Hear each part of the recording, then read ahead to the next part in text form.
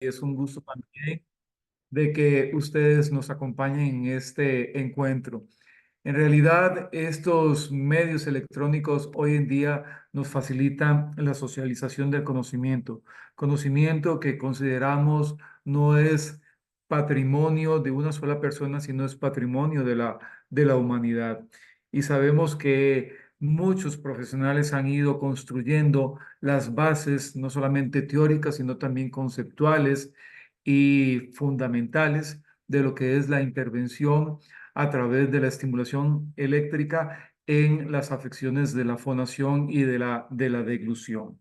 Sabemos que es una propuesta básicamente en función de búsqueda sinérgica con muchos otros procedimientos que por antonomasia han venido ayudando y solucionando problemas en nuestros pacientes, tanto en la posibilidad de hablar claramente y ser entendidos, como también en el proceso de poder alimentarse por sí mismo a través de la vía oral. Bien, hablar de estimulación eléctrica a nivel fonatorio y estimulación eléctrica a nivel deglutorio pasa por una serie de elementos que son importantísimos y son las piedras angulares, que es conocer la electrofisiopatología que rige en el paciente y la propuesta electroterapéutica consecuente que esa electrofisiopatología pudiera presentar. Entonces, esto es una amalgama de dos grandes elementos. ¿Cuál es la condición clínica que mi paciente tiene y si es de pensar en una oferta electroestimuladora, cuál sería la correcta aplicación de una estimulación eléctrica sobre estos pacientes? Sin duda alguna, y tal vez hemos podido compilar en el tiempo un cierto temor o incluso en algunas condiciones muy dogmáticas, una contraindicación de la aplicación de estimulación eléctrica a nivel de cuello y garganta. Creo que tal vez los temores y estas nubes de desconocimiento se han ido apartando y nos dejan hoy una posibilidad de un cielo un poco más claro con respecto a cómo utilizar en forma responsable y sobre todo en forma efectiva la estimulación eléctrica sobre cuerdas vocales o sobre el aparato fonoarticulador y eventualmente también sobre la mecánica o la biomecánica del acto de la deglución, sobre todo en la parte oral y en el proceso propio de la primer fase de lo que es la alimentación por vía oral. Entonces, eso es un gusto para nosotros que nos acompañen y esperamos que esta ilustración sea para ustedes de gran provecho. Bien, vamos a hablar definitivamente de aspectos electroterapéuticos. Vamos a hablar de estimulación electrofonatoria y estimulación electrodeglutoria, posiblemente enfocado a las paresias laringias, que pudieran ser en algún momento dado también paresias recurrenciales y por supuesto en la presencia de la dificultad para deglutir alimentos.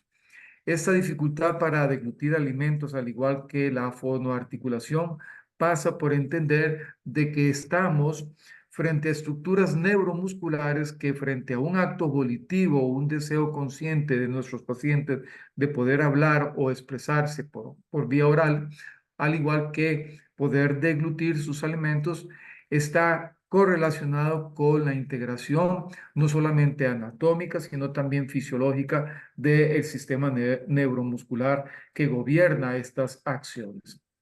Bien, como lo dijo mi compañero, el ingeniero Sacher Sánchez, traemos una propuesta de estimulación que ya ha estado muy validada a nivel, sobre todo europeo, pero que también a nivel de Latinoamérica tenemos ya una cantidad importante de usuarios de este tipo de dispositivos eléctricos que tienen una bondad muy particular y un valor agregado en función de poder ser también instrumentos electrodiagnósticos.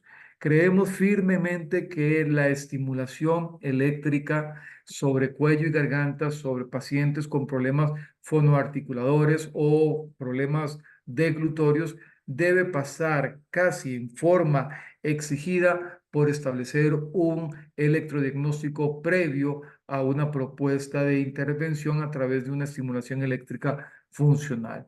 Y es por ende de que estos instrumentos hoy en día nos permiten hacer pruebas muy seguras, también muy abreviadas y muy concretas, sobre todo en generarnos valores bastante objetivos de lo que consideramos una huella lesional o un estado fisiopatológico que estas unidades articuladoras de voz o debitorias pudieran estar afectadas.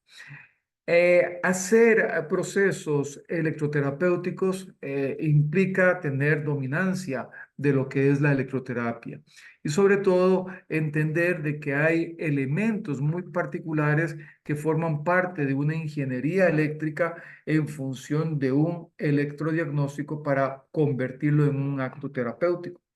Entonces, es para nosotros y será para nosotros importante el día de hoy hablar un poquito sobre el electrodiagnóstico.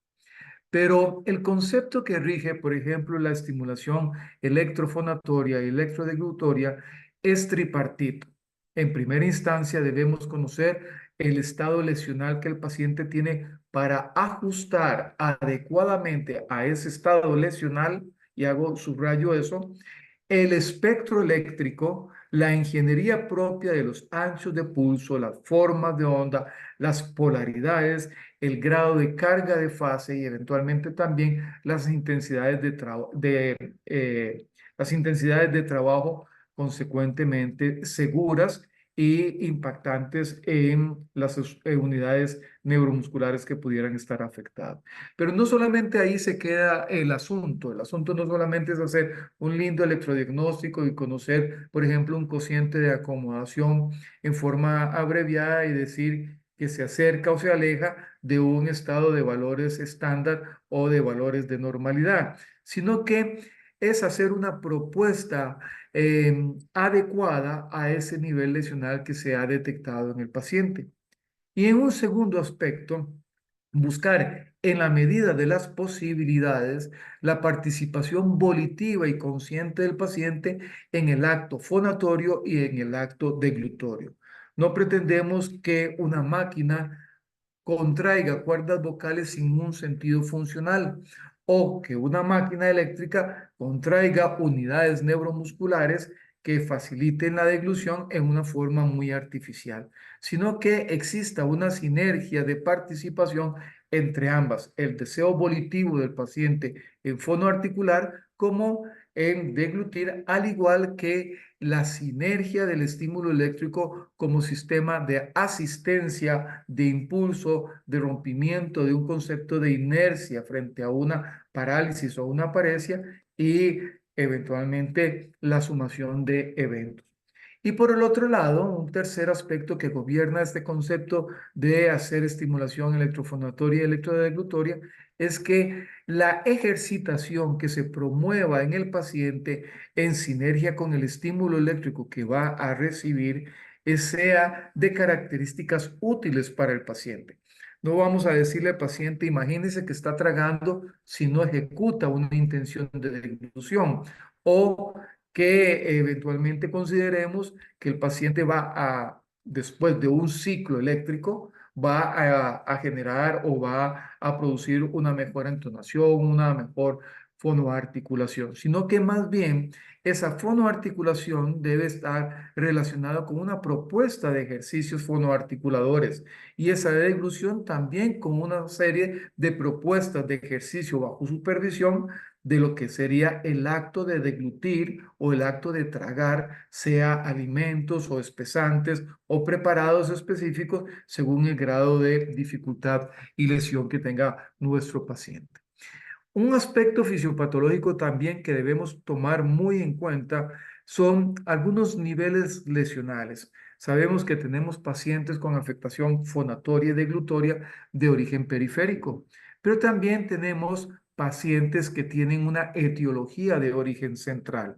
Algunos podrán ser de compromiso patológico supratentorialmente o otros que podrán ser infratentorialmente. O podríamos abreviarlo en lesiones de neurona motora superior o enfermedades que afectan la neurona motora superior, al igual que lesiones o enfermedades que puedan afectar la neurona inferior o las estructuras de neurona inferior.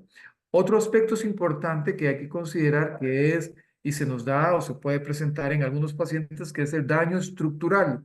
El daño estructural, por ejemplo, a una articulación, el daño estructural a una unidad muscular, el daño estructural a una condición ligamentosa, que pueda también comprometer algunas condiciones funcionales de fonoarticular y de glúteo. Bien, no vamos a hacer un repaso anatómico y biomecánico. Sería extenso. En realidad, a veces tenemos en las escuelas de medicina muy poca profundidad en el análisis del aparato fonoarticulador y deglutorio, al igual que otras unidades neuromusculares son poco estudiadas.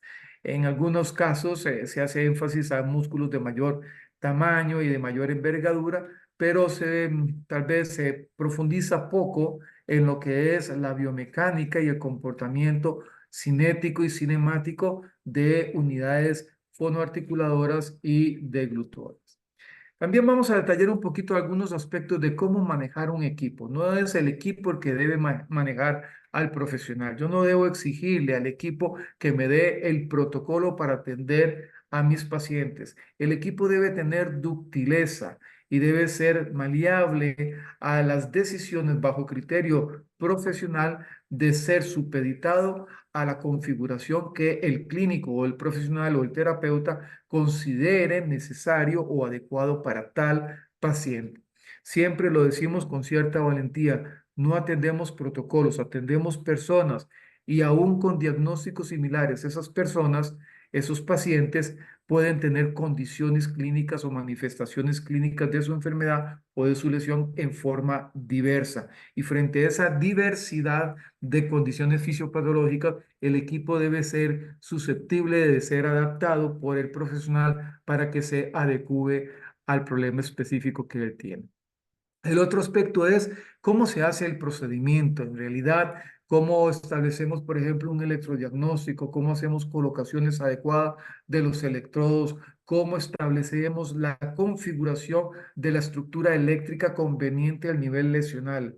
Si mi paciente tiene una lesión muy severa, posiblemente va a necesitar una ingeniería de condiciones eléctricas muy particulares, en donde podemos manejar aspectos de frecuencia, de forma de onda, de aspectos, si lo queremos bifásicos o monofásicos, si lo queremos polares o monopolares, si eventualmente queremos que exista una carga de fase muy amplia o que el estímulo sea de características exponenciales, triangulares o rectangulares. Todo eso es parte de la obligancia de establecer un buen procedimiento frente a nuestros pacientes. Y eso lo llevamos a la realidad de nuestros pacientes. Eso significa de que hay un concepto también de educación y confrontación de lo que la máquina hace y debe entender el paciente de lo que ella hace, como también de lo que queremos que el paciente realice, porque esto es imperativamente un encuentro de actividades sinérgicas y activas. No debemos considerar a la electroterapia como un aparato que se pone por 20 minutos indiscriminadamente a hacer contracciones. No sabemos si son de las fibras tónicas o de las fibras fásicas y que eventualmente pudieran incluso en un momento dado producir fatiga neuromuscular y simplemente cumplir un protocolo por unidad de tiempo sin participación volitiva del paciente, a pesar de que pudiera tener algún grado de residual de participación. Aquí es imperativo y es parte del concepto de que el uso de estimuladores eléctricos sea acompañado o sea, digamos, enlazado con el esfuerzo volitivo del paciente en hacer orientadamente, según el criterio del profesional, la acción que queremos, si es emitir un sonido, si es deglutir un alimento. También todos andamos buscando evidencias. pero a veces uno se pregunta, ¿cómo hizo la ciencia para partir sin evidencia? Eso nos invita a todos los profesionales, por lo menos para hacer la compilación de datos y el registro de aspectos evaluativos en nuestros pacientes.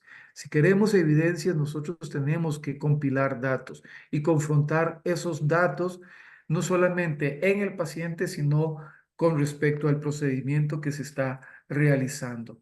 Hay algunas hipótesis de trabajo que pueden ser ciertas en alguna población, en algunas latitudes, en algunos países, bajo el criterio de algunos autores, pero que no empotra, que no encaja directamente con el paciente que yo tengo ahí al frente. Entonces, esto nos reta a generar plantillas de evaluación o procesos de evaluación estructurados que nos permitan medir el impacto de nuestra intervención terapéutica con el paciente y la evolución que mi paciente va teniendo con la propuesta de tratamiento que estamos enfocando en él. Siempre decimos que si mi paciente cambia, algo debemos cambiar porque mi paciente está cambiando.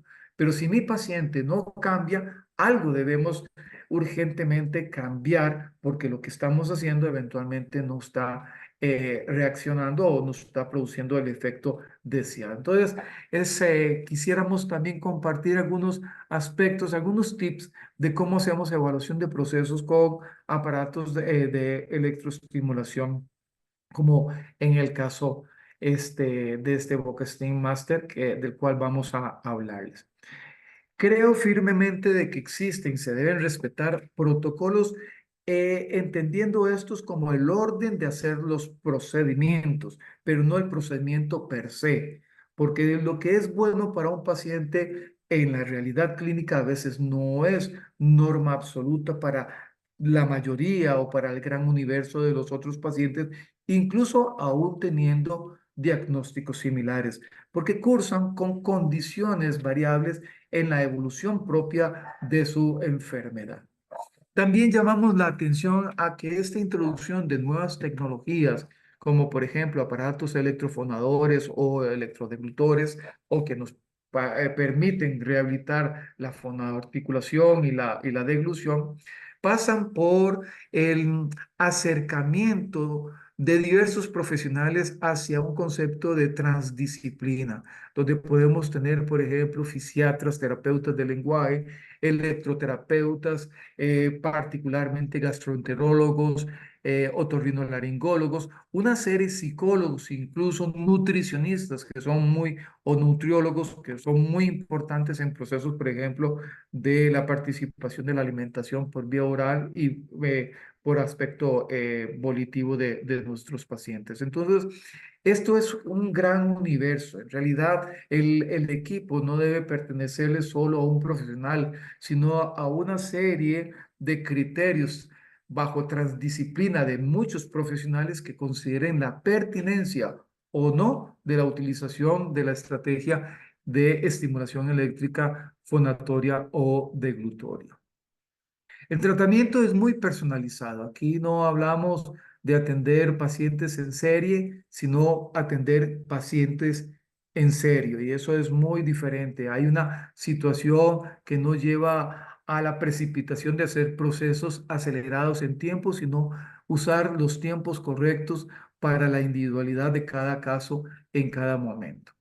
Que ustedes pueden ver cómo, por ejemplo, la profesional hace una presentación del alimento y hay una serie de electrodos colocados en esta condición, en esta expresión tipo educación hacia la familia, hacia el hogar, en una primera intención con el paciente, para que él entienda cuál es la intención de la ayuda sinérgica de la estimulación eléctrica, por ejemplo, para deglutir alimentos y se vale y es muy valioso y de gran crecimiento la, digamos, la compilación de criterios mancomunados de diferentes profesionales frente a la condición clínica que el paciente presenta. A veces hablamos de procesos de rehabilitación integral y los primeros que no nos integramos somos los profesionales. Yo creo firmemente que una rehabilitación integral exige que los profesionales estén integrados frente a un objetivo en común con respecto al paciente. No es la suma de las digamos, consultas que el paciente pueda tener con diferentes profesionales, sino más bien el encuentro de un enfoque transdisciplinario frente al paciente por diversos profesionales, de ser el caso eso posible.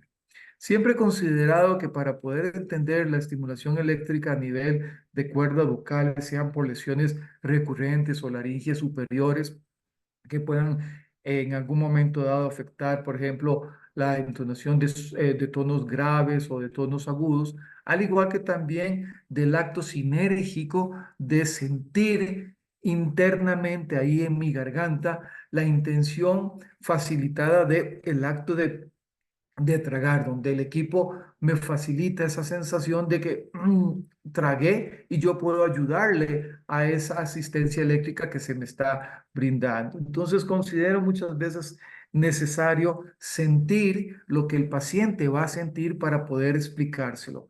No siempre es del todo tan efectivo solamente conocer la teoría y decirle al paciente lo que va a sentir si uno nunca lo ha sentido. Entonces hay un momento de tipo escuela y de aprendizaje que es importante para nosotros en el acto de entender qué es lo que va a sentir el paciente previamente habiéndolo sentido.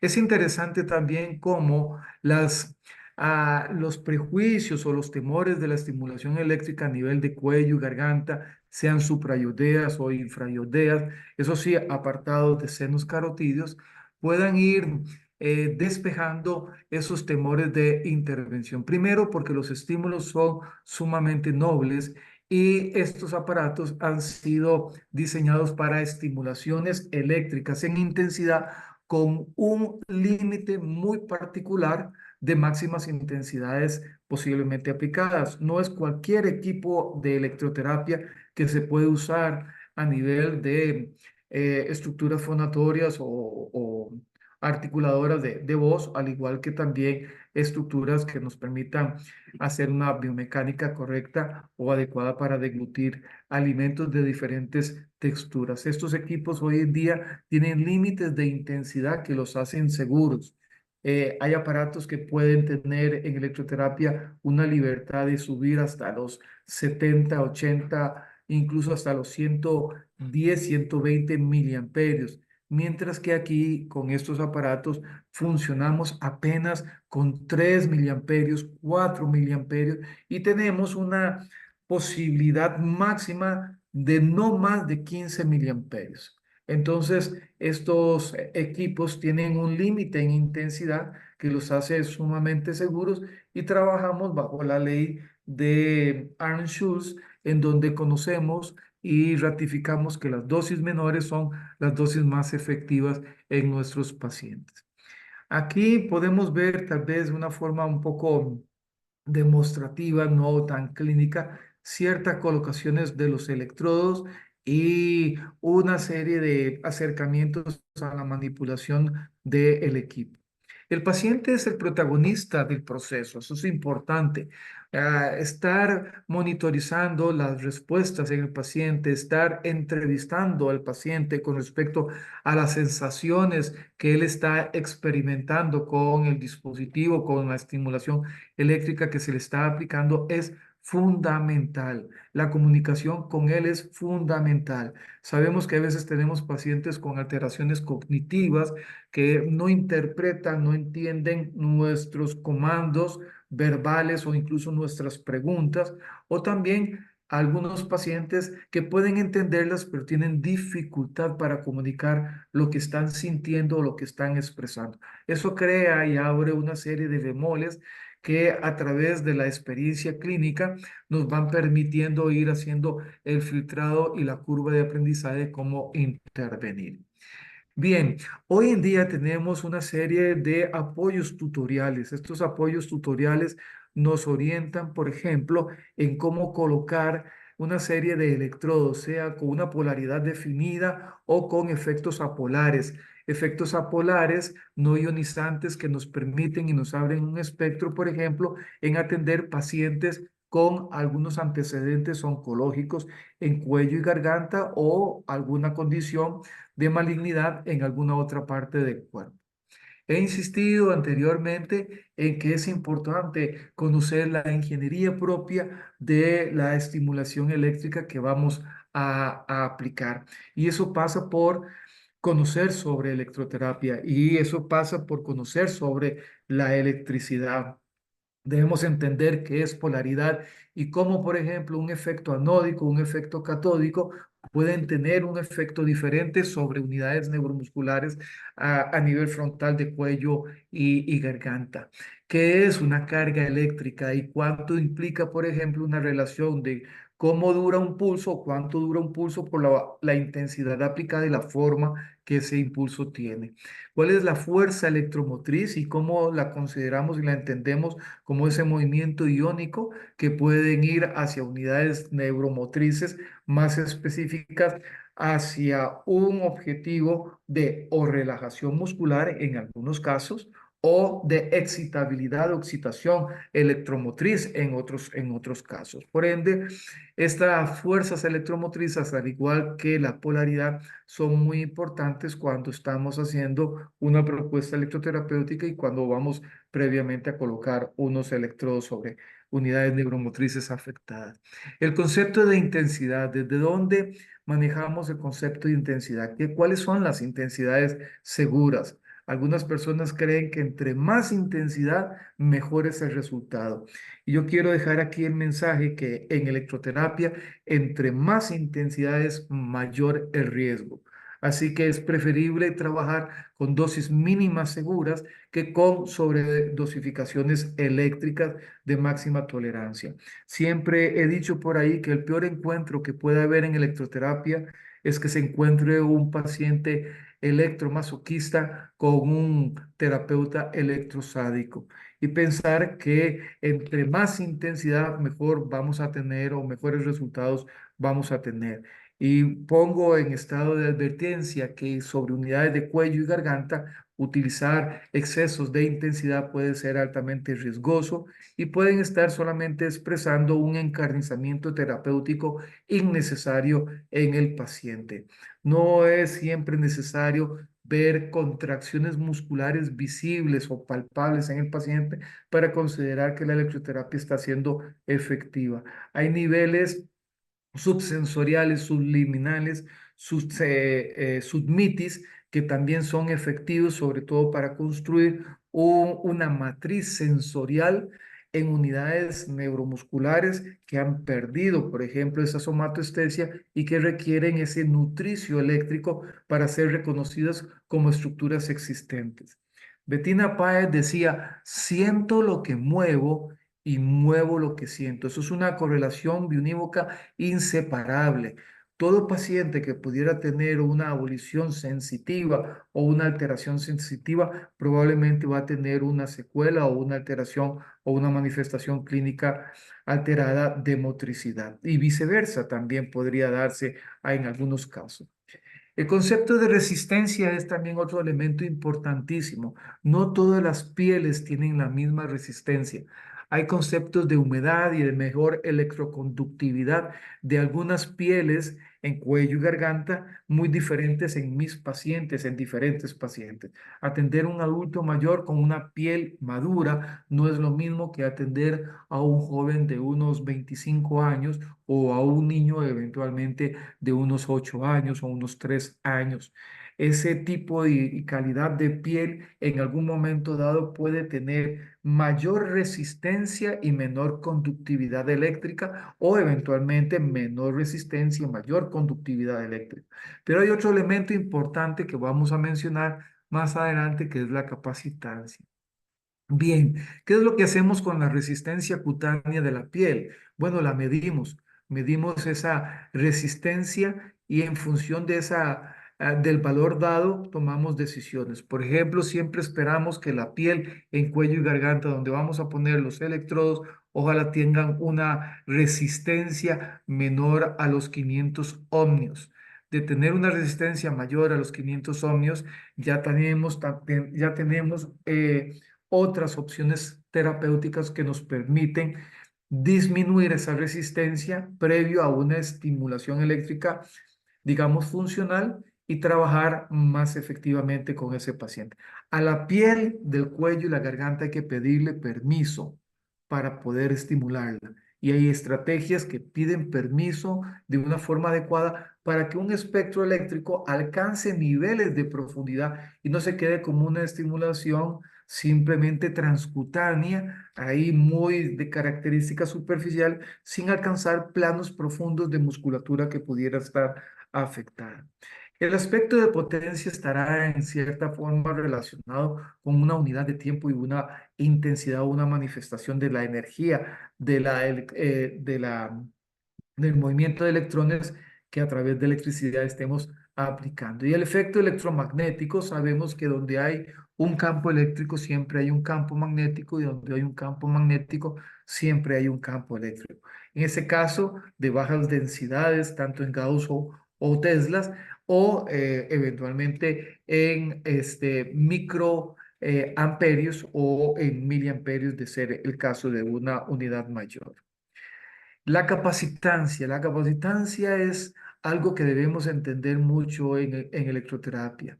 La capacitancia la definimos como esa capacidad que tienen algunas unidades vivas de capturar electrones y modular o modificar o mejorar el funcionamiento eléctrico de un potencial de membrana, por ejemplo, en reposo. Hay células que pueden en una condición patológica tener o expresar lo que se llama una corriente interna de lesión. Y esa corriente interna de lesión las pone en alta capacitancia. Eso significa de que cualquier estimulación eléctrica, no cualquiera, ahí corrijo eso, que estimulaciones eléctricas adecuadas pudieran tener un impacto interesante en el momento de alta capacitancia, en el momento de corriente interna de lesión, en donde el estímulo eléctrico aplicado pueda ser muchísimo más provechoso, mejor asimilado por la condición fisiopatológica del paciente y eventualmente también ser la posibilidad para ayudar a revertir la fisiopatología que el paciente tiene. La inductancia, resistividad e impedancia son elementos propios también que forman parte del concepto de la electroterapia y en función del comportamiento bioeléctrico del ser humano. Y por supuesto el concepto de polaridad. Entonces, a veces debemos hablar de formas de onda, porque la electroterapia no solamente es un cosquilleo eléctrico único, de una forma y una única expresión invariable, sino que existe hoy diferentes formas de onda con características muy específicas. Hay formas de ondas en electroterapia que nos son útiles para estimulación de fibras indemnes, sanas, en donde podemos tener una influencia de potenciación de su fuerza y de su contractibilidad. Pero estas mismas formas de onda en una condición fisiopatológica, por ejemplo, en una parálisis de orden periférico o de una parálisis de características centrales, no serían del todo ni efectivas ni eventualmente las más recomendadas o las recomendadas. Entonces, ¿cuál es la condición clínica que el paciente tiene?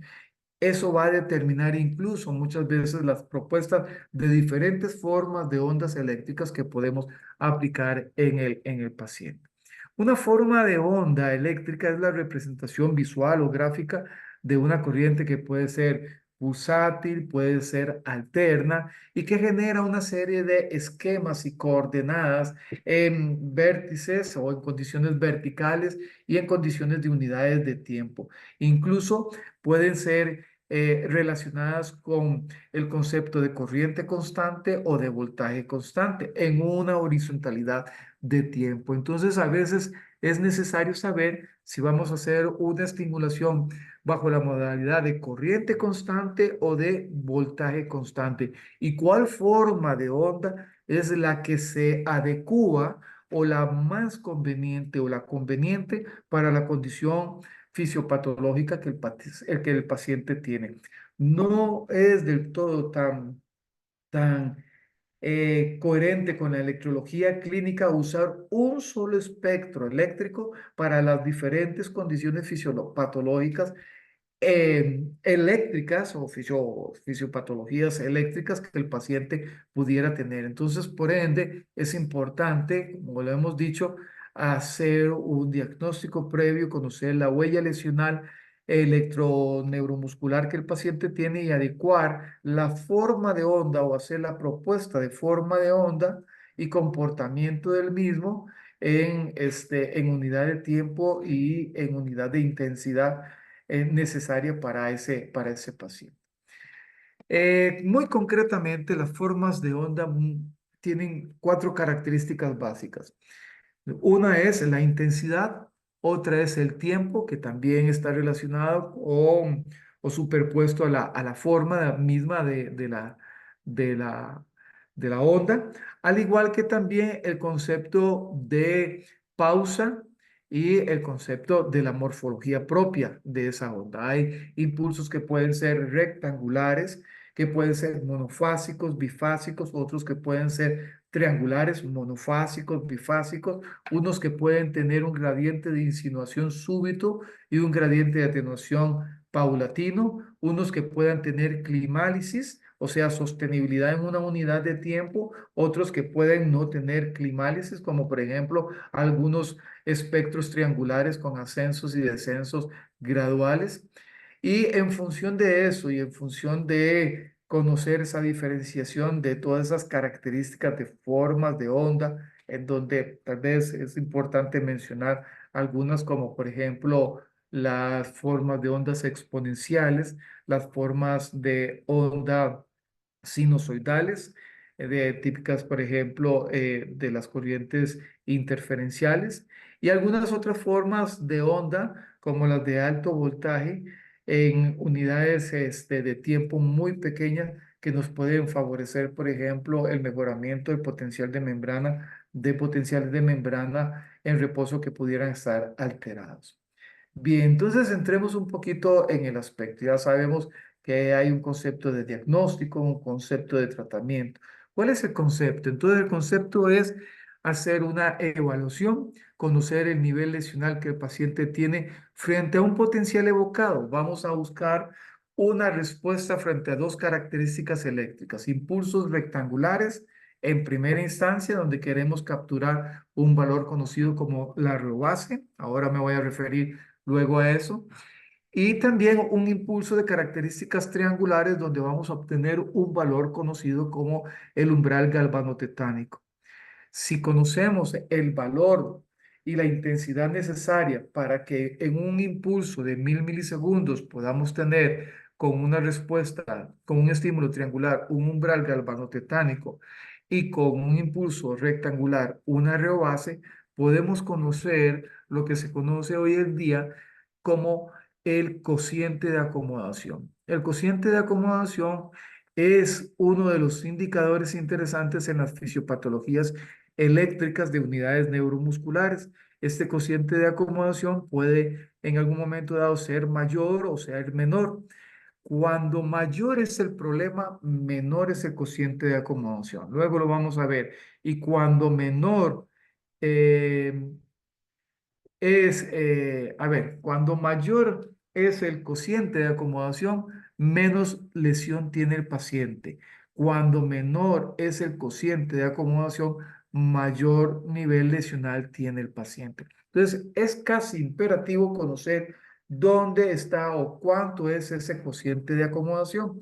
Y de ahí en adelante sacar otros valores que en electrología clínica podemos obtener, como es el triángulo de utilidad terapéutica, el ángulo de deflexión, el primer ascenso de lo que es una curva de características básicas y cronáxicas, en donde podemos detectar cuál es el punto útil muscular, cuál es su umbral farádico y cuál es el punto útil nervioso, porque hay algunas patologías que afectan más la unidad perdón, la unidad muscular y hay otras patologías que afectan la unidad neurológica o nerviosa.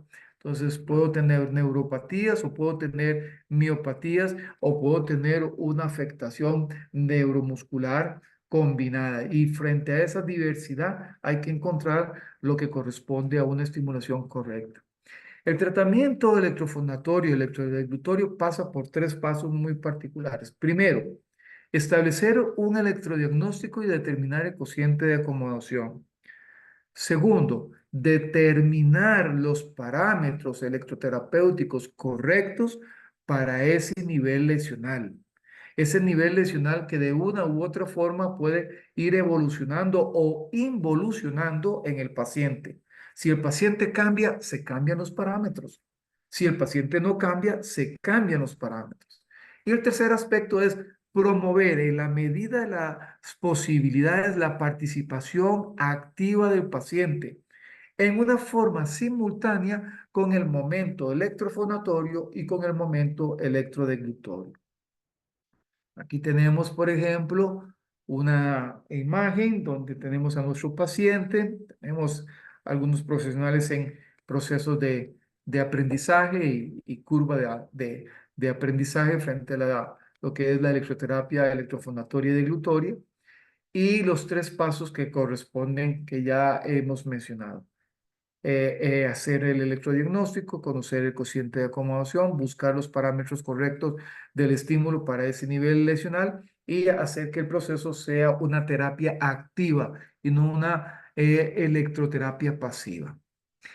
La supervisión y el acompañamiento frontal del especialista, del clínico, del terapeuta es de una grandísima valía y casi de un concepto de alta obligatoriedad. No podemos conectar al paciente y decirle, esto va a durar 20 minutos y ahorita vengo y yo le quito el aparato cuando el tiempo termine. No, aquí cada segundo cuenta porque muchos de los aspectos electroterapéuticos, al ser eventos activos, deben ser supervisados, corregidos, modificados, modulados, mesurados en todo momento del evento electroterapéutico. No podemos abandonar al paciente ni dejarlo solo por un instante. Esto es una relación muy interpersonal, muy personal del caso. Bien, el repaso anatómico y de inervaciones neuromusculares no es el énfasis de nuestra presentación el día de hoy, pero tampoco podemos negar de que existen aspectos biomecánicos que nos permiten, por ejemplo, hacer un ascenso de laringio, un descenso laringio, particularmente un movimiento superior, anterior, de helioides o un movimiento superior, posterior de helioides o un descenso ioideo de ciertas características, conociendo que biomecánicamente ellos arrastran un ligamento ioepiglótico que influye sobre el cierre de la vía aérea en función de la epiglotis y su comportamiento particular.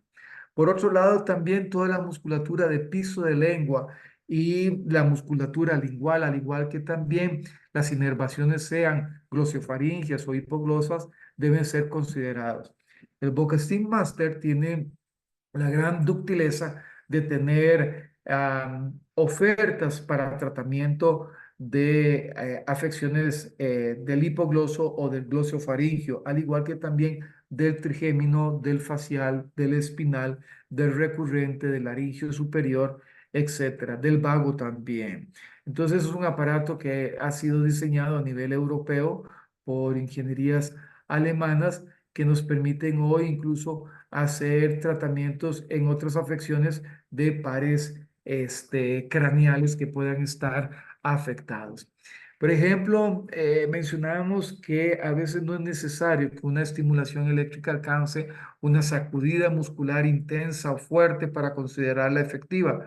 Podríamos trabajar en niveles subsensoriales o subliminales o simplemente en niveles sensoriales. Por ejemplo, digamos en lo que es las papilas gustativas de lengua.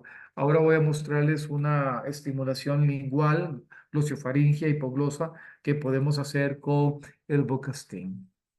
Bien, aquí un recordatorio, hay algunos músculos un poco profundos, posteriores, como por ejemplo los músculos aritenoideos oblicuos, algunos músculos transversos, algunos músculos aritenoideos, epiglóticos, e incluso también estructuras cartilaginosas que si no se mueven se anquilosan. Eso forma parte también del objetivo de por qué estimular, por qué a veces hacer una movilización electropasiva sobre estructuras musculares que mueven algunos elementos articulares y que exponen a componentes ligamentarios y tendinosos a las estimulaciones propias de sus elongaciones y su, digamos, conservación goniométrica del caso.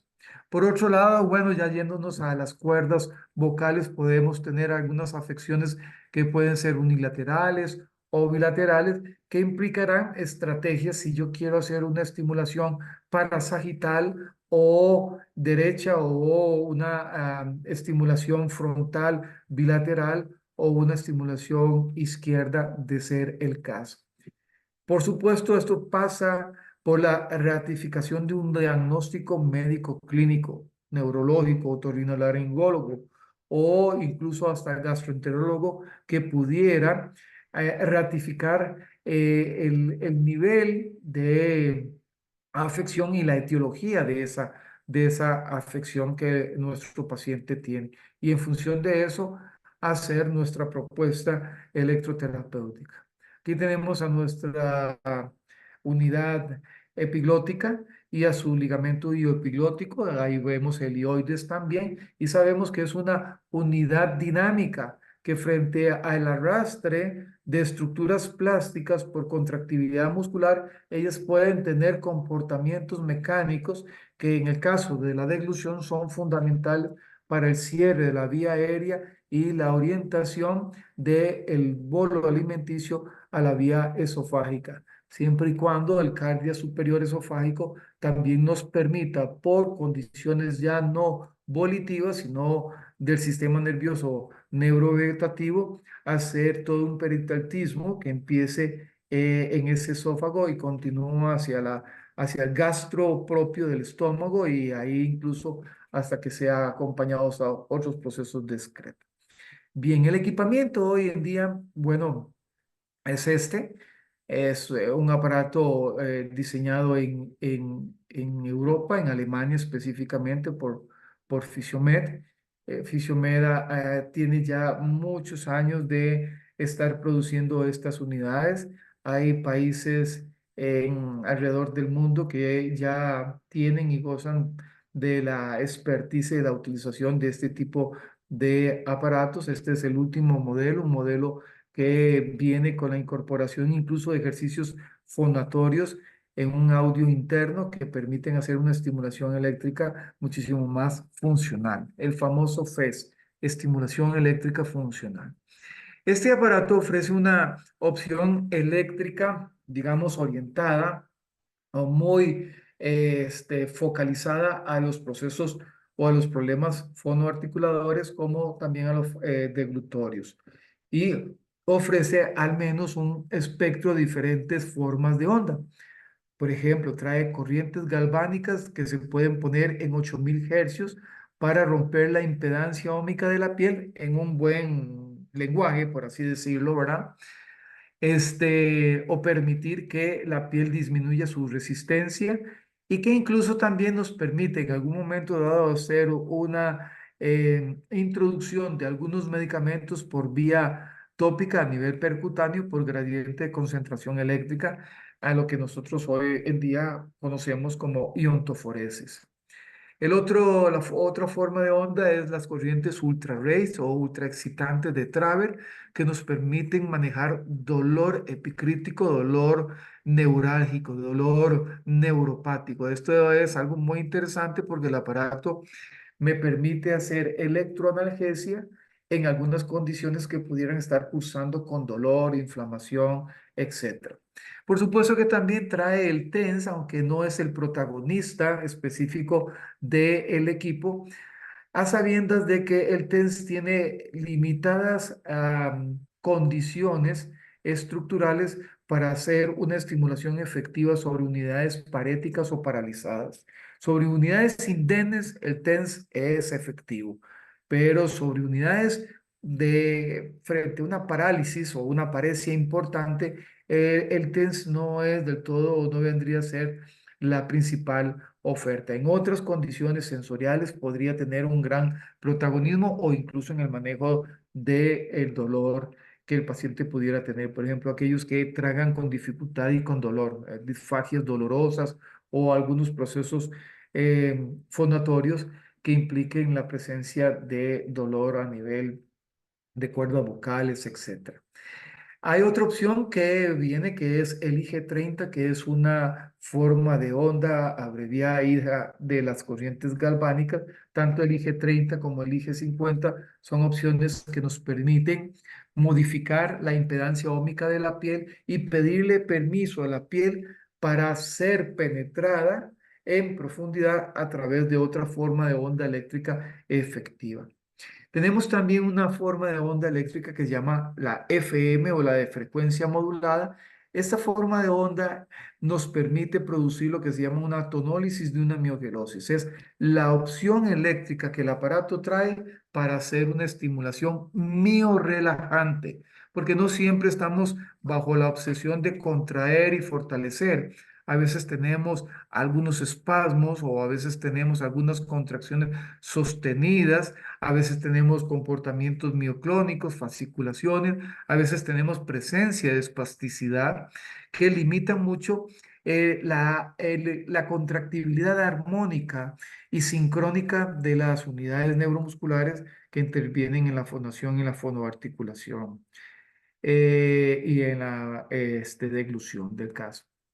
Entonces, aquí FM es nuestro, por así decirlo, nuestro neuroelectrobotox. Podemos miorrelajar unidades espasmódicas con FM y eso es algo muy valioso de esta oferta electroterapéutica de estas tecnologías. Tenemos las corrientes farádicas, que son opciones muy interesantes que nos permiten abrir un espectro de estimulación neuromuscular, pero cuando las condiciones son de afectaciones de neurona motora superior. En una lesión de neurona motora inferior, las corrientes farádicas no son la mejor opción. El TR es donde podemos estipular cuánto es el tiempo de un impulso y cuánto es el reposo de un impulso y la forma de ese impulso. Es aquí donde en su interior, cuando entramos en esta posibilidad, es donde encontramos una serie de opciones y de parámetros que son modificables para hacer un electrodiagnóstico. También lo podemos convertir desde ahí en una opción electroterapéutica. Esto es lo valioso de este equipo, que yo puedo hacer un electrodiagnóstico y con el mismo equipo puedo hacer una electroterapia. El electrodiagnóstico de este equipo es un electrodiagnóstico abreviado. No es nada invasivo, por ejemplo, con electromiografía invasiva, sino que es básicamente una estimulación muy extracorpórea, por así decirlo, con influencias en profundidad, donde a través de la modificación del ancho de pulso y el ancho y la intensidad vamos haciendo, construyendo una serie de valores de respuesta en las unidades neuromusculares que estamos tratando de estimular o las que estemos estimulando.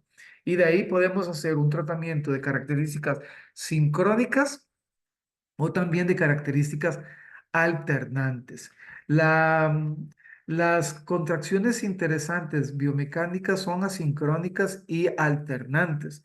No todo es una contracción tanto de músculos que suben y bajan, por ejemplo, hacen ascenso y descenso laríngeo. No es la búsqueda de una tetanización simultánea de un agonista y un antagonista, sino más bien la coordinación alternada o sincronizada entre un comportamiento neuromuscular A con un comportamiento neuromuscular B dentro de una sinergia agónica-antagónica. El AMF es una opción de corrientes interferenciales que tienen la gran ductileza de tener una interferencia en profundidad. son las corrientes eléctricas que pueden llegar a planos profundos con mayor facilidad y pueden ser modificadas o moduladas para que tengan influencia en el dolor, para que tengan influencia en la inflamación y para que tengan influencia en la contractibilidad, sea tónica o sea fásica, sea parética o eventualmente indemne. A la par de AMF tenemos las corrientes MT que vienen siendo también hijas de la AMF, pero aquí el objetivo es la potenciación muscular de músculos que vienen saliendo de un proceso parético, donde vienen con una secuela eh, de atrofia por desuso o de debilidad muscular. Aquí es donde nosotros mejoramos el tono y tonificamos. Y por último, tenemos a las corrientes COTS. Este aparato trae digamos, la ventaja de hacer unas COTS en tres formas de aplicación. Una sería COTS rectangulares para unidades muy indemnes, COTS ovaladas para unidades musculares un poco atrofiadas y COTS triangulares para unidades musculares con sarcopenia. Y eso es algo muy valioso en este tipo de unidad neuromuscular. Ahí tenemos entonces todas la nomenclatura propia de las corrientes que podemos utilizar. No solo TENS se utiliza en las estimulaciones electrofonatorias y electrodeglutorias. Hay una gama, un abanico de otras posibilidades y convenientes posibilidades que nos pueden ayudar a ayudarle al paciente a revertir su proceso patológico, su dificultad funcional. Aquí vemos una de las fotografías del equipo donde, por ejemplo, en esta columna donde dice daño grave, daño medio bajo, es donde hemos encontrado el cociente de acomodación. Ahí dice resultado del diagnóstico.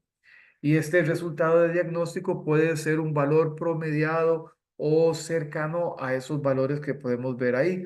Un alfa o cociente de acomodación, por ejemplo, de 1.5 o 1.7, o un daño medio de 1.7 a 2, o un daño medio bajo de 2 a 2.2.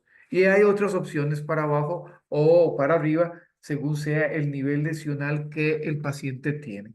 A la derecha podemos ver y ratificar el diagnóstico que pudiera tener o la estructura o los pares craneales que queremos estimular, un accesorio, un facial, un trigémino, trabajar el concepto de disartria o el concepto de disfagia, etcétera. Por otro, en otras pantallas como las que vemos acá, podemos convocar, por ejemplo, al aparato para que se configure a nuestro deseo para hacer estimulaciones glossofaringias o hipoglosas o laringias superiores o laringias unilaterales, bilaterales o incluso estimulaciones recurrenciales unilaterales o bilaterales y como ya les había dicho incluso hasta la estimulación del quinto par craneal que es el trigémino y su afectación sensitiva, sensorial o es un nervio mixto o motor también. Es un aparato touchscreen, obedece a contactos manuales. Aquí vamos a ver algunos aspectos, por ejemplo, el otorrinolaringólogo puede hacer un electrodiagnóstico por una nasolaringoscopía, una laringoscopía específica y otra serie de exámenes clínicos radiológicos que se pueden hacer en la mecánica deglutoria del paciente. ¿Qué nos motiva a utilizar, por ejemplo, la estimulación electrofonatoria? Bueno, que podemos, frente a una pérdida de movimiento neuromuscular de origen central, neural, muscular o articular, tratar en la medida de las posibilidades de revertir y rehabilitar esa disfunción. Ya que hay evidencia clínica que lo sustenta, nos motiva que el paciente, en la medida de las posibilidades, pueda deglutir nuevamente sus alimentos por vía oral o que pueda volver a hablar también, ¿verdad? Que el paciente, en la medida de las posibilidades, pueda recuperar su voz y eventualmente pueda comunicarse con sus seres queridos y con su entorno. y que en la medida de las posibilidades, si se va a utilizar, si se considera útil, necesario, posible, interesante incluso utilizar estrategias electroterapéuticas como medios de tratamiento, estas se supediten dentro de los fundamentos y conceptos electrofisiopatológicamente bien comprendidos, adecuadamente bien aplicados y sobre todo con la dosificación correcta. Eso es, digamos, la gran motivación.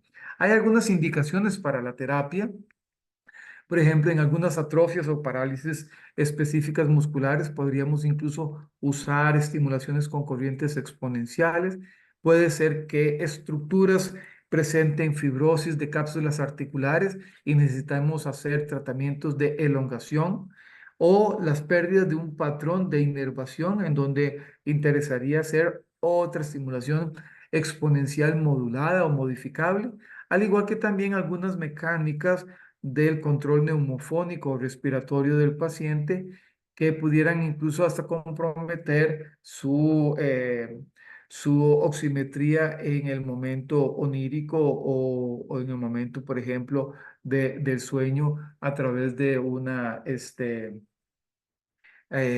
apnea de sueño que pudiera tener. Y bueno, se preguntarán, ¿y para qué estimular? Bueno, las deficiencias definen los objetivos terapéuticos.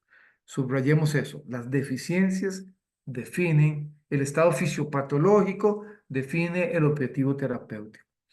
En algunos casos nos interesa buscar una regeneración del sistema motor y sensitivo. Y se logra, miren que es interesante, se logra. La experiencia que hemos tenido es que nuestros pacientes pueden revertir en la mayoría de los casos la condición secuelar o patológica que tienen. Todo depende del adecuado espectro electroterapéutico que estemos configurando. Y también, bueno, depende de la severidad del problema, la etiología propia de la enfermedad, etcétera. Algunos elementos que son obvios y lógicos de mencionar. El otro aspecto es la búsqueda del mantenimiento del engrama de la regulación vocal. Si yo tengo una parálisis de cuerda vocal y llevo 4 meses hablando de esta forma, y, y puede ser que esos 4 meses hayan sido bastantes regulares con este tipo de forma de hablar.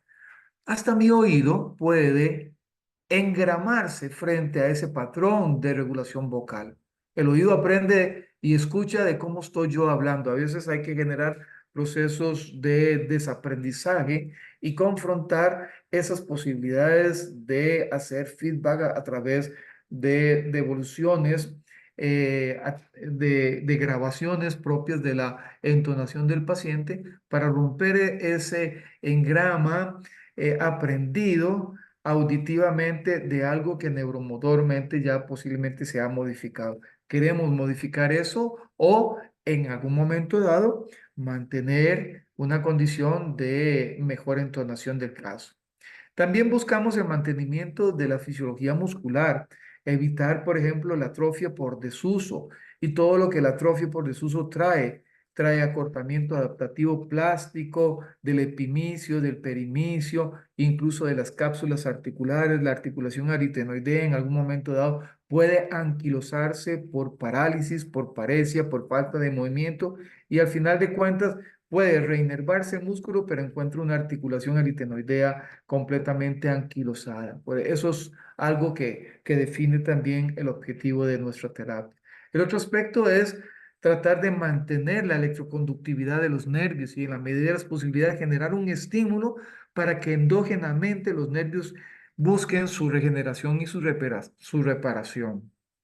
Prevenir la fibrosis capsular, como lo había mencionado, de la articulación aritenoidea, buscar en la medida de las posibilidades la restauración, el mantenimiento, en algunos casos la adaptación continua de la regulación de los procesos de regeneración o incluso la adaptación o la compensación de un lado contrario, si fuera el caso, al ser un lado, por ejemplo, de características irreversibles y el entrenamiento adecuado del lado contralateral, si fuera el caso.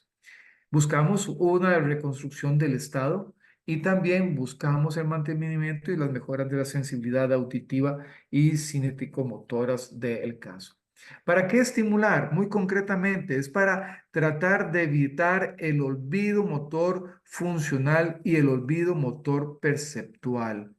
Estos dos olvidos son la gran amenaza que puede tener el paciente frente a una condición fisiopatológica. Se le olvidó tragar, se le olvidó hablar. Eventualmente ya no siente cómo pasan los alimentos o tampoco experimenta el feedback sensorial de lo que es entonar bien o hablar correctamente. Aquí podemos ver parte de algunas pantallas que tiene el equipo y aquí, bueno, yo tengo mis observaciones en cuanto a la colocación de los electrodos. Hay diversas colocaciones de los electrodos para diversas condiciones fisiopatológicas. Ahorita vamos a detallar algunos, tal vez, de mejor gusto, sobre todo para mi persona, ¿verdad? Que empato mejor con ellos. En la pantalla derecha ustedes pueden ver una serie de niveles de cociente de acomodación. Por ejemplo, en los 1000 milisegundos hay una lista de cocientes de acomodación. Cocientes de acomodación mayores o igual a 3 se consideran normales. Cocientes de acomodación, por ejemplo, de 2 a 2,2 se consideran como daño medio bajo. Cocientes de acomodación de 1,5 a 1,7 se consideran de daño grave. Y cocientes de acomodación menores a 1,2 se consideran de daño muy grave. Encontrar el nivel lesional que el paciente tiene es lo más consecuente con la propuesta de terapia que uno puede hacer con el paciente. En los aparatos nuevos tenemos una serie digamos, accesorios que son también útiles. Tenemos unos pedales que nos permiten incluso subir y bajar la intensidad y ratificar una reacción cuando estamos haciendo un electrodiagnóstico. Y eso nos permite tener nuestras manos libres y nuestra atención en el rostro del paciente y su gesticulación frente a lo que le estamos aplicando y no estar preocupado por estar observando directamente al paciente. Aquí tenemos una correlación directa con un paciente en donde a través de un código de señales que le vamos a enseñar muy sencillas, tratamos de establecer un sistema de comunicación. Cuando el paciente experimenta una ligera sensación de un pequeño estímulo eléctrico, le pedimos que levante la mano con su mano abierta. Pero cuando la intensidad del estímulo produce una contracción involuntaria, le pedimos al paciente que cierre el puño. Entonces, tratamos de encontrar un nivel sensorial en el rastreo paulatino que vamos haciendo con la subida de la intensidad en el paciente y tratamos de encontrar un umbral motor que el paciente en un momento dado pueda expresar. Muchos valores se pueden obtener en un electrodiagnóstico, pero los fundamentales en el Boca-Steel son los siguientes. La reobase, que está ahí en los 1000 milisegundos, con un estímulo rectangular, y el umbral galvanotetánico, que está ahí sobre los 1000 milisegundos, con un estímulo de características triangulares. De ahí sacamos el cociente de acomodación y habrán otros valores que se pueden sacar ya siendo muy finos en el electrodiagnóstico del caso o a través de un concepto que se llama curvas IT y AT. Bien, aquí tenemos un cociente de acomodación, un triángulo de utilidad terapéutica que podríamos haberlo superpuesto con un lado sano o un lado efecto, que es de gran tamaño. Esto es mínima lesión. Aquí el paciente no tiene tanta lesión. Pero cuando el cociente de acomodación se cae, por así decirlo, o el valor entre la aerobase y el umbral galvanotetánico es muy estrecho, el nivel lesional del paciente es mayor y puede tener sensibilidad a un estímulo rectangular o hipersensibilidad de ser el caso. Estos valores nos permiten encontrar dónde está el ángulo de flexión, si es estimulable en el campo galvánico, si es estimulable en el campo exponencial, si es estimulable en el campo farádico, antes de precipitarnos de precipitarnos con una estimulación universal de un uso, por ejemplo, de un TENS. El TENS tiene un espectro de interacción con unidades de tiempo, pero sobre todo en unidades ciertamente indemnes, no patológicas.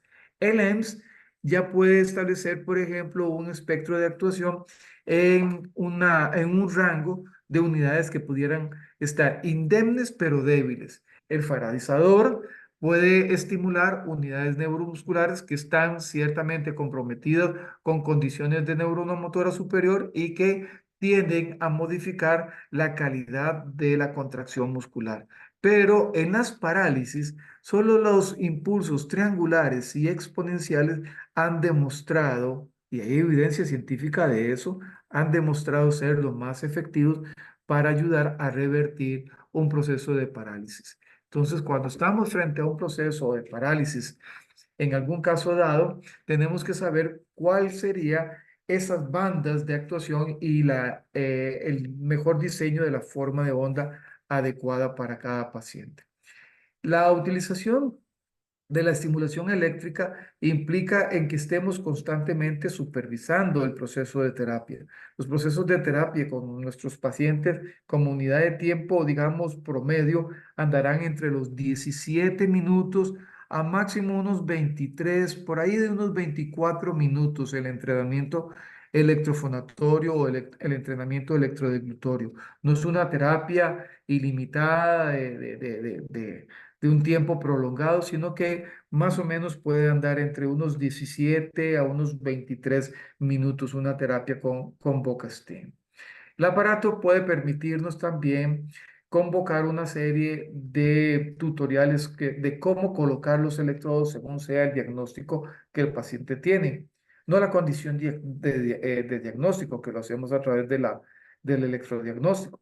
Y también hacer una convocatoria de una propuesta de ejercicios fonatorios que fueron diseñados bajo una observación de más de 52.000 pacientes, tanto por el doctor Pan, el doctor Toek y el doctor Radio, tres científicos que se dedicaron a analizar los niveles lesionales y hacer propuestas de ejercicios, sobre todo fonatorios,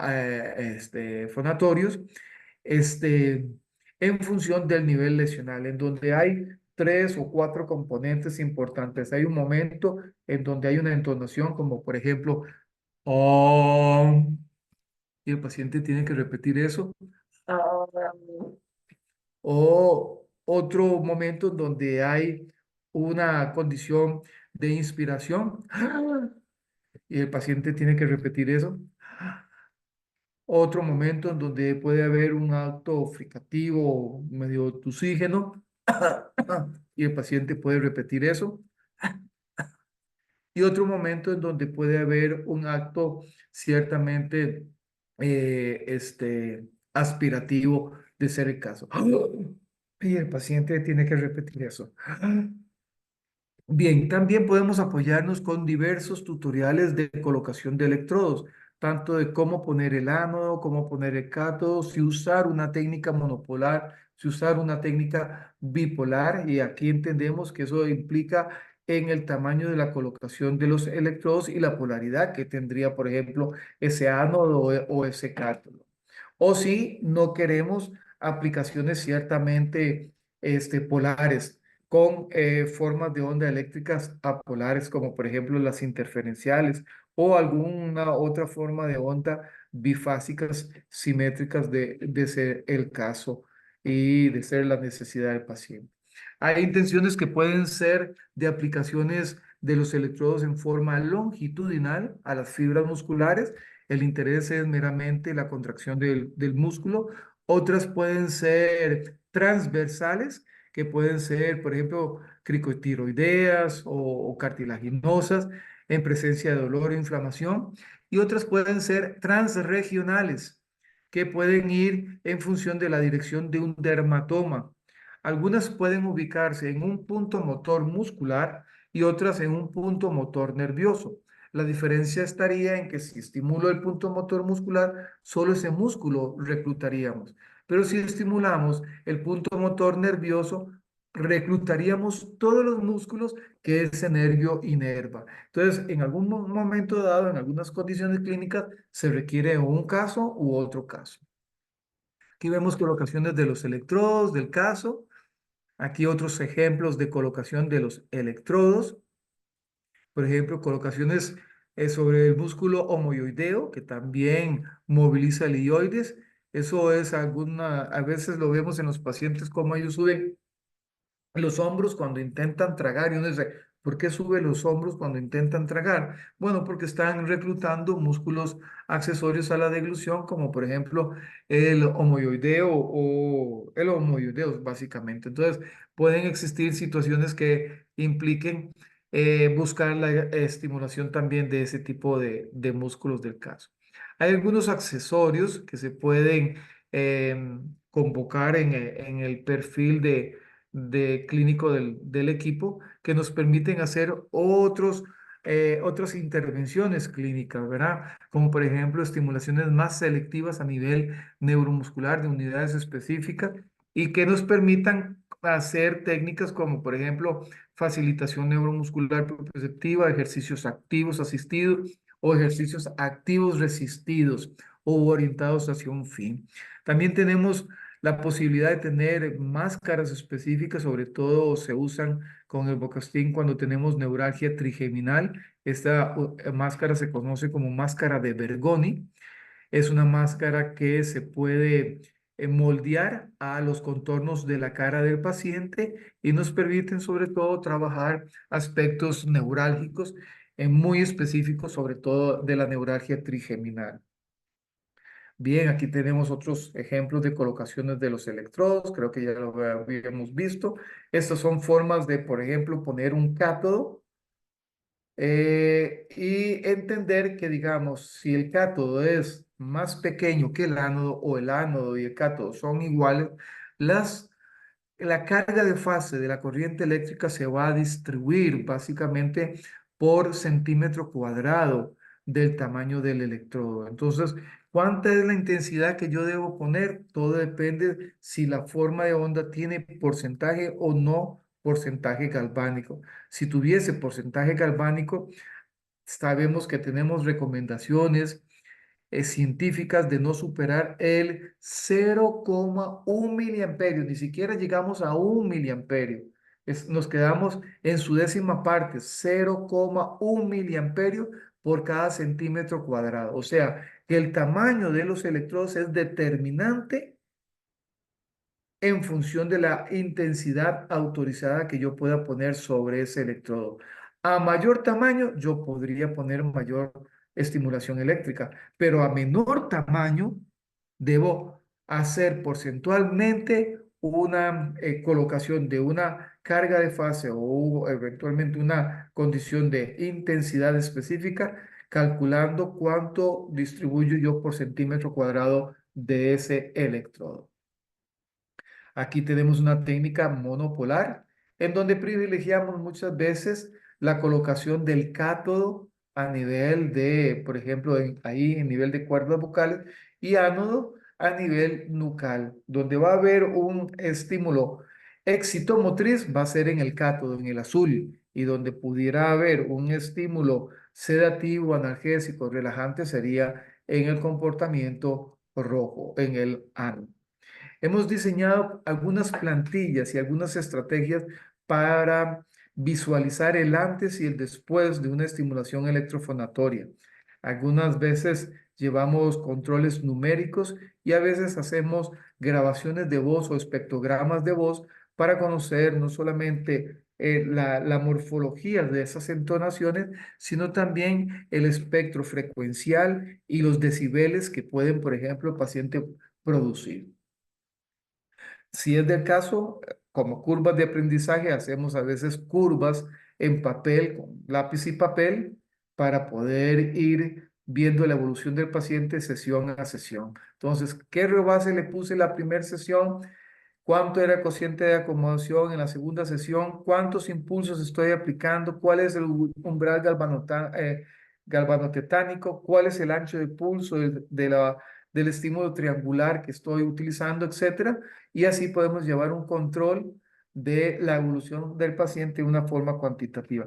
Queremos evidencia en nuestros pacientes. Tenemos que buscar hacer minería de datos. Necesitamos muchas veces hacer clinimetría y eso implica medir al paciente, medir lo que le hacemos, medir lo que logramos, medir lo que provocamos y tomar decisiones frente a estos valores objetivos, frente a la individualidad de cada uno de nuestros pacientes que estamos atendiendo. Aquí tenemos, por ejemplo, las vocales en un antes y un después, un paciente muy particular. Ese espectrograma a la izquierda es como un...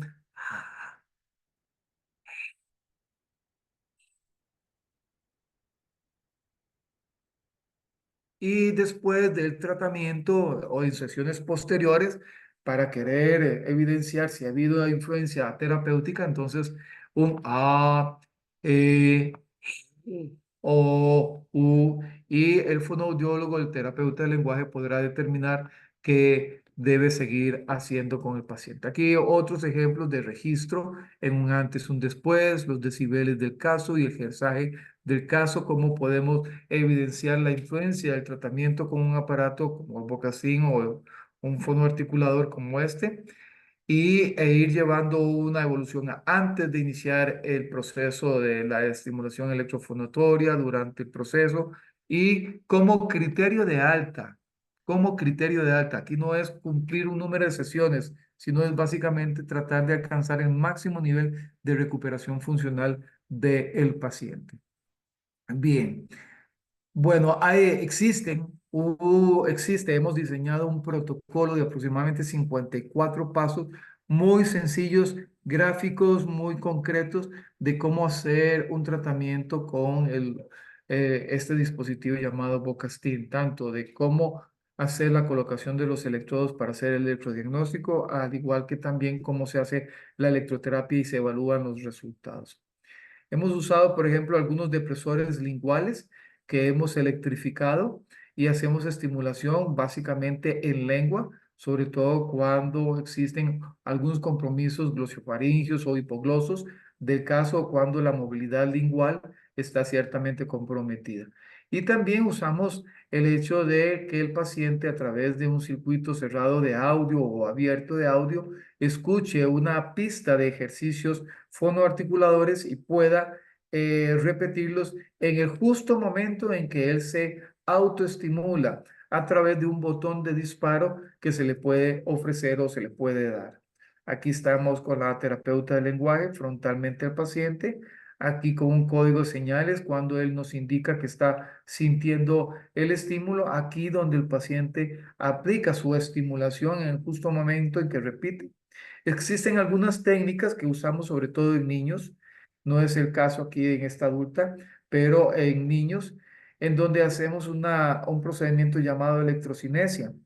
Con uno de los electrodos los colocamos en el paciente, tal vez lo pueden ver allá en la venda verde en el brazo de la doctora que está aquí en entrenamiento. Y el otro electrodo está debajo de mi muñeca en esta venda azul. Entonces, con un gel electroconductor, pongo mis dedos en unidades neuromusculares que yo quiero estimular y subo la intensidad. Entonces, yo siento en mis dedos los que mi paciente está sintiendo y puedo sentir cualquier mínima reacción contráctil en mis dedos frente a la intensidad que estoy utilizando. Estos fueron los primeros especialistas que se formaron en estimulación electrofonatoria de glutoria con el uso de Pocastin en América Latina. Esto fue el primer curso que nos formó a una serie de profesionales. Se hizo en Cuba, en el Hospital La Pradera. Y a partir de ahí se siembra una semilla aquí en Latinoamérica. Estas son ya aplicaciones del uso del Bocastin, del modelo viejo, porque el que les he presentado es el modelo actual, ¿verdad? En pacientes en Buenos Aires, en Argentina, aquí en una sesión transdisciplinaria con diferentes profesionales, en Santiago de Chile, en Punta Arenas, en Puerto Montt, en Temuco, en Talca, en La Paz, Bolivia, en Distrito Federal, cuando se llamaba Distrito Federal, allá en México, en diferentes latitudes. Ya aquí en Perú, bueno, no aquí en Perú también las primeras digamos, acercamientos del concepto de estimulación electrofonatoria y electrodeglutoria. Aquí estamos haciendo un ascenso y descenso laringio. Aquí la terapeuta del lenguaje está con la técnica de electrocinesia estimulando cuello y garganta con el uso de sus dedos electrificados, ¿verdad? De alguna otra forma terapeutas colombianas participando en los procesos de entrenamiento. Y aquí, por ejemplo, la fonoarticulación siendo corregida en su entonación, en su frecuencia, en su grado de dificultad, en el ejercicio, etcétera, por las recomendaciones, correcciones o supervisión que hace el profesional. Aquí el acercamiento ya al acto deglutorio y aquí diferentes entrenamientos con diferentes pacientes en el uso responsable de la estimulación eléctrica en cuello y garganta. Bien, estos son algunos ejemplos de procesos de entrenamiento. Y bien, tal vez aquí compartir de que hoy en día necesitamos que los equipos de estimulación electrofonatoria, electrodeglutoria, puedan permitirnos hacer estimulaciones farádicas de fibras lentas tónicas, de fibras medias mixtas, de fibras rápidas fásicas o del nervio motor. Y eso implica en que pueda utilizar diferentes parámetros específicos de una u otra manera. Ok. Aquí las otras fibras para estimulación farádica, para estimulación por COTS, para estimulación deglutoria con guantes electrificados que pueden ser utilizados en diferentes partes del cuerpo o dispositivos intraorales con corrección de la entonación, con registro vocal, con código de señales con la estimulación propia de la actividad este, eh, volitiva del paciente. Y bueno, también a veces interesa, no tiene menos importancia esto, también interesa muchas veces hacer los test de consistencia del alimento que vamos a disponer en la boca del paciente antes de que el paciente degluta, porque esos otros elementos importantísimos según el nivel lesional que el paciente tiene. Y otro aspecto importante que queremos hacer observar es el carácter nutricional de los alimentos con los cuales se entrena o se propone el entrenamiento en el paciente. Aquí una variable de estimulación con electrodos de arco para evitar la restricción del cuello. Aquí con una serie de ejercicios miofaciales electrificados. Esos guantes están ahí electrificados y se puede hacer una estimulación dirigida, dinámica, manual, con técnicas manuales. Y por supuesto el entrenamiento de glutorio del caso, incluso en pacientes con grados de afectaciones neuromotrices particulares, siempre trabajando en transdisciplina y tratando de sentir lo que el paciente siente y orientar los cambios sucesivos que se están dando en el mismo. Y vuelvo a reiterar, el peor encuentro que existe en electroterapia es que se encuentre un paciente electromasoquista y un terapeuta electrosádico, considerando que entre más intensidad se aplique, mejor es el resultado.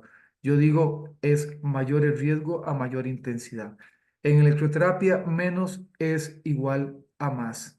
Muchísimas gracias por la atención. Espero que esta, no sé, tal vez introducción a este concepto les haya quedado claro. Ha sido un gusto haber compartido con ustedes y un gran honor y un gran privilegio haber contado con la atención y el interés de su presencia en este webinar. Un abrazo para todos. Muchas gracias, Felipe, por tu charla. Como siempre, muy interesante. Eh, bueno, no sé si hay alguna pregunta que podamos aclarar. Si tienen alguna pregunta, bueno, déjenme o algún comentario, lo podemos responder. Vamos a ver un momento el chat. Si tienen alguna pregunta, la pueden hacer directamente en el chat. Sí. Por ahora creo que no hay preguntas. Quiero, bueno, nuevamente agradecer a la Escuela de Fonoaudiología de Perú y a nuestro distribuidor en Perú, FIMET, por la oportunidad de llegar a ustedes y realizar esta charla sobre electroterapia en los trastornos de la voz y la evolución. Si no hay más preguntas, solo comentar dos temas. O sea, cualquier información sobre lo que es el equipo o cualquier otra duda nos pueden contactar directamente. Yo les compartí el link de la página web donde pueden acceder a más información sobre el vocasting y también pueden escribirme a mi correo que estoy compartiendo ahora mismo en el chat.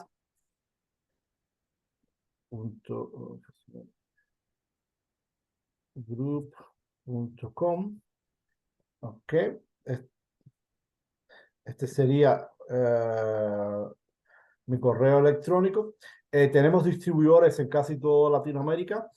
Eh, Veo que preguntan, por ejemplo, en Colombia. Tenemos un distribuidor en Colombia, se llama TLM Andina. De hecho, en Colombia estuvimos haciendo hace unos 2, 3 meses en un workshop con vocasting que fue impartido por un fonoaudiólogo alemán, el doctor Jan Faust, y donde se hubieron, bueno, fonoaudiólogos de Colombia durante un evento de disfagia. Me pueden escribir a ese correo, sanchez.sanchez@fisiomed-group.com, y estaremos respondiendo sus preguntas y derivándole a los distribuidores en caso de algún interés de compra o alguna aclaración o demostración que necesiten de los equipos. Si no hay preguntas, solamente desearles a todos una feliz Navidad, unas felices fiestas en compañía de, de su familia, amigos, y bueno, mucha salud y muchas cosas buenas para el próximo año. Y estaremos viéndolo, ojalá, en próximos webinars y certificaciones. Nuevamente, Felipe, agradecerte por tu charla y nos estamos despidiendo.